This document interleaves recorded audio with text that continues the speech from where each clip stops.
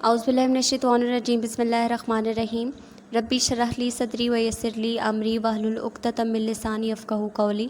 अस्सलाम वालेकुम dear students, I hope you all are doing well. Today's topic is functions. Functions क्या होते हैं, हमने प्रीवियस लेक्चर में बाइनरी रिलेशंस के बारे में पढ़ा था, उसी से जो है वो रिलेटेड है फंक्शंस। जस्ट इनमें थोड़ा सा डिफरेंस है बाइनरी रिलेशंस में और फंक्शंस में, ठीक है। तो फंक्शंस क्या होते हैं, एनी बाइनरी रिलेशन, कोई भी बाइनरी रिलेशन जिसको आप उन्होंने यहाँ पे एफ से डिनोट किया, between two non empty sets A and B, जो दो नॉन एम्प्टी सेट्स के दरमियान में हो, जैसे ए और बी के दरमियान में, तो क्या उसकी कंडीशन क्या होनी चाहिए कि फर्स्ट कंडीशन उसकी होनी चाहिए कि डोमेन ऑफ फंक्शन या डोमेन ऑफ बाइनरी रिलेशन जो हो वो ए सेट के इक्वल हो, ठीक है।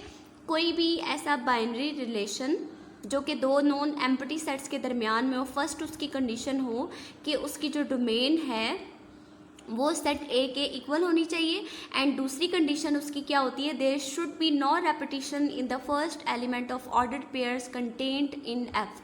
तो जो रिलेशन आपने बनाया है उसका जो भी आपने उसके ऑर्डर्ड पेयर्स बनाए हुए हैं उसमें जो फर्स्ट एलिमेंट होता है, यानी कि जो एक्स की वैल्यूज़ होंगी, ठीक है, वो रिपीट ना हो through out the ordered pairs, ठीक है। जितने भी उसमें ऑर्डर्ड पेयर्स बने हुए हैं उसमें एक्स की वैल्यू रिपीट नहीं होनी चाहिए, सब डिफरेंट होनी चाहिए।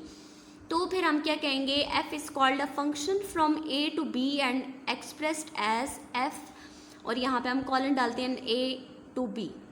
इसका मतलब होता है कि वो फंक्शन है a टू b, क्योंकि हम ने जो बाइनरी रिलेशंस बनाए थे वो a टू b के बनाए थे, राइट।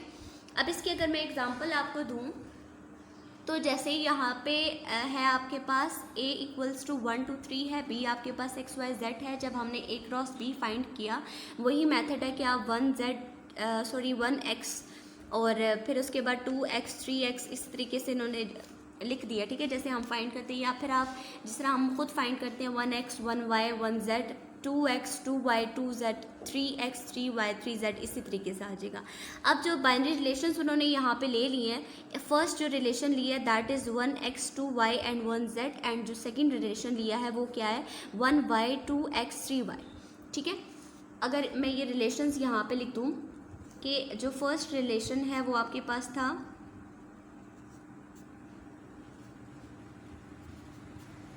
वो आपके पास है 1x 2y एंड 1z, ठीक है, ये आपके पास था। अब इसमें जैसे कि कंडीशन थी आपके पास, जो डोमेन है ऑफ फंक्शन वो आपके पास एक इक्वल आनी चाहिए। अगर मैं इसके डोमेन फाइंड करूँ तो डोमेन क्या होती है, फर्स्ट क्या है 1 to 1, मतलब कि 1 2 ही आपके पास डोमेन आ रही है, क्लियर। अब 1 2 इसकी डोमेन आ रही है जो कि आपके पास ए में था 1 2 3, मतलब कि जो डोमेन है ये ए के इक्वल नहीं है। इट्स मीन कि इसकी जो फर्स्ट कंडीशन थी फंक्शंस की वो यहाँ पे सेटिस्फाई नहीं कर रही, राइट। और जो इसमें दूसरी कंडीशन है कि आपके पास जो फर्स्ट एलिमेंट्स होते हैं ऑर्डर्ड पेयर में वो रिपीट नहीं होने चाहिए, लेकिन यहाँ पे तो 1 2 और 1, इट्स मीन कि 1 क्या हो रहा है, रिपीट हो रहा है, ठीक है। 1 is repeated here 2 times, 2 times वो लिखा जा रहा है, वो 2 रिपीट हो रहा है 1, इट्स मीन कि जो सेकंड भी कंडीशन है फंक्शंस की वो भी यहाँ पे सेटिस्फाई नहीं कर रही। दैट मीन्स कि जो आपके पास f1 है वो रिलेशन तो है लेकिन वो फंक्शन नहीं है। वो फंक्शन क्यों नहीं है, क्योंकि वो उन कंडीशंस को सेटिस्फाई नहीं कर रहा, ठीक है। इसी तरीके से अगर जो इन्होंने यहाँ पे सेकंड रिलेशन बनाया है वो अगर मैं लिखूँ 1y 2x एंड 3y, इसकी जब मैं डोमेन फाइंड करूँगी तो डोमेन आपके पास क्या आ जाएगी इसकी 1 2 3, जो कि सेट ए के इक्वल है। ए आपके पास 1 2 3 है, तो इट्स मीन कि जो फर्स्ट कंडीशन है वो यहाँ पे सेटिस्फाई कर गई है। और सेकंड कंडीशन जो इसकी ऑर्डर्ड पेयर्स में हम देखें कि फर्स्ट जो एलिमेंट है क्या वो रिपीट हो रहे हैं या फिर नहीं हो रहे, 1 2 एंड 3, इट मीन्स कि कोई भी एलिमेंट यहाँ पे कोई भी नंबर जो फर्स्ट एलिमेंट है इस रिलेशन का वो रिपीट नहीं हो रहा। इसका मतलब है दोनों कंडीशंस क्या है यहाँ पे सेटिस्फाई कर गई हैं। दैट मीन्स कि जो f2 है वो आपके पास क्या है, f2 आपके पास क्या है, यहाँ पे बाइनरी रिलेशन भी है एंड फंक्शन भी है। F2 आपके पास फंक्शन है बिकॉज यहाँ पे दोनों कंडीशन सेटिस्फाई कर रही हैं, जबकि F1 आपके पास फंक्शन नहीं है, not a function but it is a binary relation. Binary relation और फंक्शन में आपको डिफरेंस भी यहाँ पे पता चल गया होगा कि जब आपके पास जो है वो फर्स्ट टर्म या फिर फर्स्ट एलिमेंट जो है ऑर्डर्ड पेयर का अगर वो रिपीट हो रहा भी हो तो वो आपके पास क्या होता है, बाइनरी रिलेशन होता है। लेकिन अगर वो जब रिपीट हो जाता है तो वो फंक्शन नहीं कहलाता। Clear?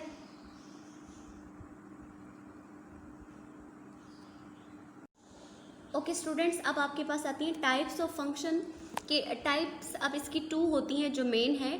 First one is into function and second one is onto function. अब इनटू फंक्शन क्या होता है एंड ऑन टू फंक्शन क्या होता है कि सबसे पहली तो कंडीशन, फर्स्ट 2 कंडीशंस उसकी सेम ही रहेंगी कि कोई भी आपके पास बाइनरी रिलेशन आता है सबसे पहले वो फंक्शन होना लाजमी होता है, यानी कि वो इन दो कंडीशंस को जब तक सेटिस्फाई नहीं करेगा वो फंक्शन नहीं होगा। जैसे हमने पहले पढ़ लिया कि उसकी जो डोमेन है, domain of that relation must be equals to set A and first जो element हो, first element of ordered pair should not be repeated।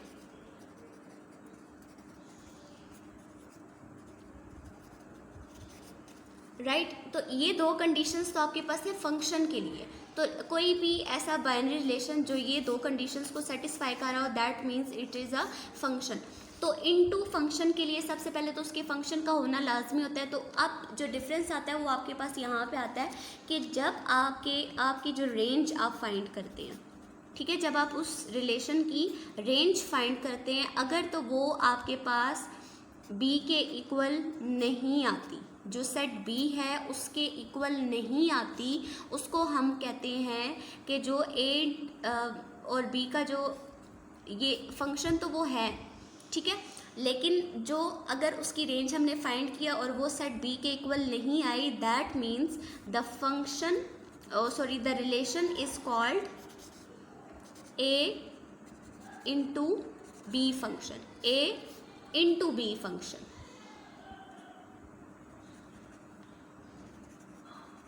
Clear? ये आपके पास इनटू फंक्शन है कि जब आपके पास ये 2 कंडीशंस तो जब सेटिस्फाई होंगी दैट मीन्स कि वो फंक्शन है। लेकिन इनटू होने के लिए उसकी क्या कंडीशन होती है, वो ये कंडीशन होती है अगर तो range of relation does not equals to B, set B, कि जो आपके पास बी सेट दिया हुआ है उसके इक्वल ना आए तो उसका मतलब होता है कि that relation is called A into B function. And अगर इन केस आपके पास उसकी range of that relation equals to B, अगर वो इक्वल्स टू आ जाती है तो वो आपके पास क्या होता है कि वो relation is called A onto B function, A onto B function. Clear? I hope कि आपको ये दोनों टाइप्स इसकी समझ आ गई होंगी। Let's do the questions and move towards exercise 8.2, तो आपको ज़्यादा अच्छे से क्लियर हो जाएगा।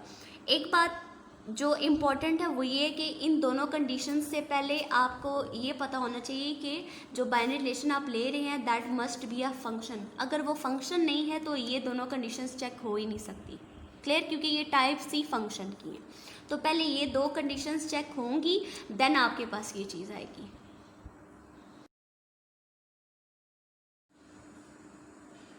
As you know that we are done with first 5 questions. So question number 6, 7 and 8 are related to functions। ठीक है, ये इस फंक्शन के टॉपिक से रिलेट करते हैं ये तीनों question. So let's do it.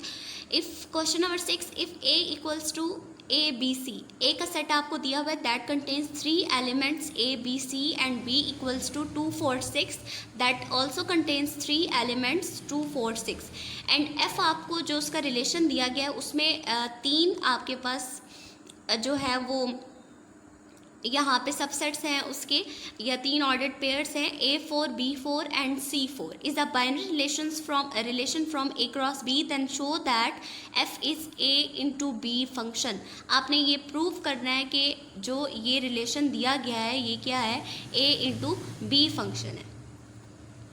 So solution is here, you are given with the relation that is A4, B4 and C4। अगर हम इसकी डोमेन फाइंड करें तो हमारे पास इसकी डोमेन क्या होती है, आपके पास फर्स्ट एलिमेंट्स होते हैं ऑर्डर्ड पेयर के A, B and C।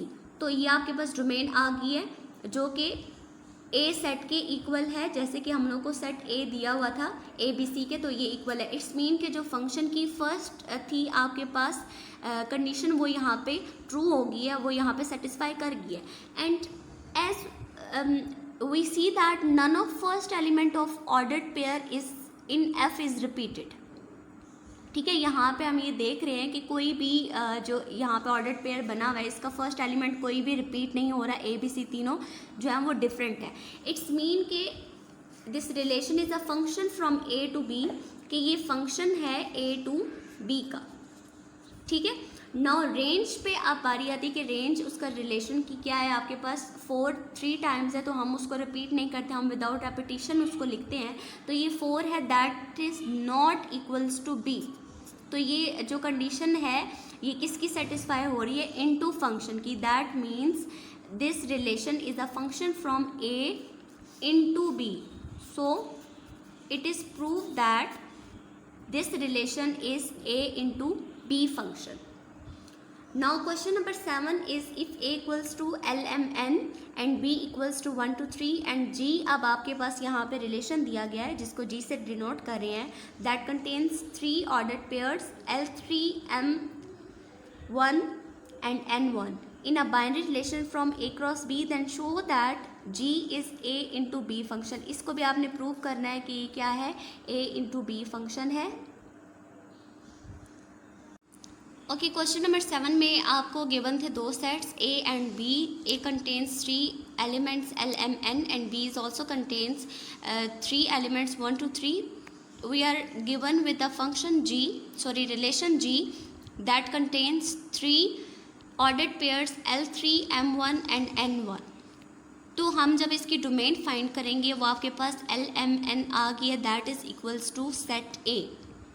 It's mean कि ये फंक्शन की फर्स्ट कंडीशन यहाँ पे सेटिस्फाई होगी। एंड सेकंड कंडीशन ये कि हम देख रहे हैं कि फर्स्ट जो ऑर्डर्ड पेयर है वो इस रिलेशन में कोई भी रिपीट नहीं हो रहा, LMN जो तीनों हैं वो क्या आपस में डिफरेंट है। That means G is a function from A to B। तो यहाँ पे ये चीज़ तो प्रूफ होगी कि ये फंक्शन तो है। अब रेंज की बारी आती है। रेंज हम जो है वो इनटू फंक्शन या और ऑन टू फंक्शन फाइंड करने के लिए जो है रेंज को फाइंड करते हैं। G is a function from A to B, ये तो हो गया रेंज। अब जब हमने उसकी फाइंड की तो रेंज क्या होती है, सेकंड एलिमेंट होता है दैट इज़ 3 1 1। सो इसको हमने अरेंज किया तो 1 3 without repeating the 1 we have write here the range 1 3। And आप देख रहे हैं कि ये B के इक्वल नहीं है, B आपके पास 1 2 3 है और ये 1 3 है। That means the range of G does not equals to B। It shows that G is a function from A into B। A into B है और ये चीज़ हमने क्या करनी थी, प्रूव करनी थी। And we have prove that. Now question number 8, if A equals to 1 3 5 and B equals to x y z and G equals to 1 x 3 by 5 z is a binary relation from A cross B, then show that G is A on to B function। अब आपने इसको on to B function prove करना है। सो आपके पास जो sets हैं वो A B 2 दिए हुए हैं और जो फंक्शन है वो आपके पास G है जो कि दिया है 1 x 3 by 5 z। तो हमने डोमेन फाइंड की तो फर्स्ट एलिमेंट डोमेन होता है 1 3 5। तो फर्स्ट कंडीशन जो है यहाँ पे फंक्शन की प्रूव होगी।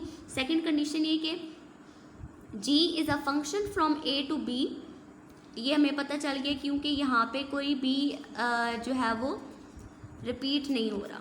ठीक है, इट्स मीन कि ये फंक्शन है। अब रेंज जब हम उसकी फाइंड करेंगे, रेंज आपके पास एक्स वाई जेड आ जाती है, that is equals to B. तो it shows G is a function from A onto B and we have prove that G is a function from A onto B, क्योंकि उसकी जो range है वो आपके पास B के equal आ गई है, B सेट के इक्वल आ गई है जिसमें एक्स वाई जेड एलिमेंट्स थे। So students, we are done with exercise of this unit and now it's turn of review exercise 8। तो ये जो इसकी क्वेश्चन नंबर 1 MCQs हैं एंड क्वेश्चन नंबर 2 इसकी ब्लैंक्स हैं। This is your home task, ठीक है, आपने ये खुद सॉल्व करने हैं, बिकॉज हमने ये दोनों चीज़ें या फिर इससे जितनी भी चीज़ें इसके अंदर होंगी हमने चैप्टर ख़त्म कर लिए, तो आपको ये सॉल्व, आपसे ये सॉल्व हो जानी चाहिए। आपको 3, 4, 5, 6 क्वेश्चंस मैंने जो है वो लास्ट टाइम इंडिपेंडेंट प्रैक्टिस दिए थे, आई होप आपने वो कर लिए होंगे। Now it's turn of question number 7, जो मैंने आपको नहीं करवाया था, आपको टास्क भी नहीं दिया था, ये आपको मैं खुद करवाने जा रही हूँ। So question number 7 is, if R equals to AB where AB belongs to whole number, W stands for whole number, 3A plus 2B equals to 16। अब आपके पास एक इक्वेशन देगी है 3A plus 2B, जहाँ पे आपने A B कोई भी वैल्यू पुट करनी है, कोई भी ऐसा नंबर जो कि होल नंबर हो। Find its domain and range. अब उसके बाद आपने उसकी डोमेन और रेंज को फाइंड करना है। जो हमें यहाँ पे रिलेशन दिया गया था वो क्या था, A B where A B belongs to whole number. Whole numbers आपके पास क्या होते हैं, जो 0 से 0, 1, 2, 3 अप टू सोन, ये आपके पास चलते जाते, ठीक है। Now consider the equation that is 3A plus 2B equals to 16। तो आप अपनी मर्जी से कोई भी 2-3 नंबर्स जो है वो ए बी की जगह पे पुट कर लें, ए की जगह पे पुट कर ले, तो आपके पास उसमें से बी की वैल्यूज़ निकल आएंगी, ठीक है। अगर आप चाहें तो आप बी की जगह वो नंबर्स पुट कर सकते हैं, उससे आपके पास ए की वैल्यूज़ निकल आएंगी। तो any whole number you can put it here, right. So I am going to put A equals to 0, 2 and 4। Try करें कि आप 3 to 4 नंबर्स पुट करें ताकि आपके पास रेंज और डोमेन का मार्जिन बन जाए, right. For A equals to 0, जब मैंने यहाँ पे ए की जगह 0 पुट कर दिया, plus 2AB equals to 16, you know that जब हम 0 से किसी भी नंबर को मल्टीप्लाई करते हैं तो हमारे पास 0 ही आता है। सो एंड 0 जब भी ऐड किया जाता है किसी नंबर में, we got the same number 2B equals to 16। And now I am going to divide 2 on both sides, तो 2 इसके साथ कैंसिल हो जाएगा एंड B की वैल्यू आपके पास 8 आ जाएगी। यहाँ पे जो आपके पास एक प्रोडक्ट बन रहा है दैट इज़ AB 0 and 8। अब इस ऑर्डर को आपने ख़राब नहीं करना, आप 8 0 नहीं लिख सकते, वो गलत हो जाता है। इसका मतलब है कि ए की वैल्यू 0 है एंड बी की वैल्यू 8 है। अगर आप इसको 8 0 लिखेंगे तो उसका मतलब होगा कि ए की वैल्यू 8 है एंड बी की वैल्यू 0 है। Now put A equals to 2। Same procedure, मैंने ए की जगह पे 2 पुट कर दिए, 3 2s are 6 plus 2b equals to 16। तो 2b की वैल्यू मेरे पास नहीं थी और 6 को मैं उधर लेगी, 16 माइनस 6 10 हो गया। और अगेन 2 से डिवाइड करेंगे तो आपके पास b की वैल्यू आ जाएगी 5 and you got the product 2 5। And उसके बाद 4 वैल्यू आप जब इसकी पुट करेंगे तो आपके पास b की 2 आ जाएगी वैल्यू। सेम प्रोसीजर उसी तरीके से, और यहाँ जो प्रोडक्ट आ रहा है वो आपके पास 4 2 आ रहा है। अब जो रिलेशन आपके पास बन रहा है, जो फर्स्ट हमारे पास सबसेट या फिर प्रोडक्ट आ रहा था वो क्या था, 0 8। सेकंड वैल्यूज़ हमारे पास 2 5 4 2। ये मैंने हमारे पास 3 जो है वो ऑर्डर्ड पेयर्स बन गए रिलेशन के अंदर। थस डोमेन एंड रेंज अब हम यहाँ से फाइंड करेंगे। फर्स्ट जो एलिमेंट्स होते हैं वो आपके पास डोमेन होती है दैट इज़ 0 2 4 एंड रेंज आपके पास 8 5 2, तो उसको मैंने अरेंज करके लिख दिया 2 5 8। सो we are asked to find domain and range of that relation. We have found it here. So students, it's your diary, you can note it down from here. Thank you so much, stay blessed and Allah Hafiz.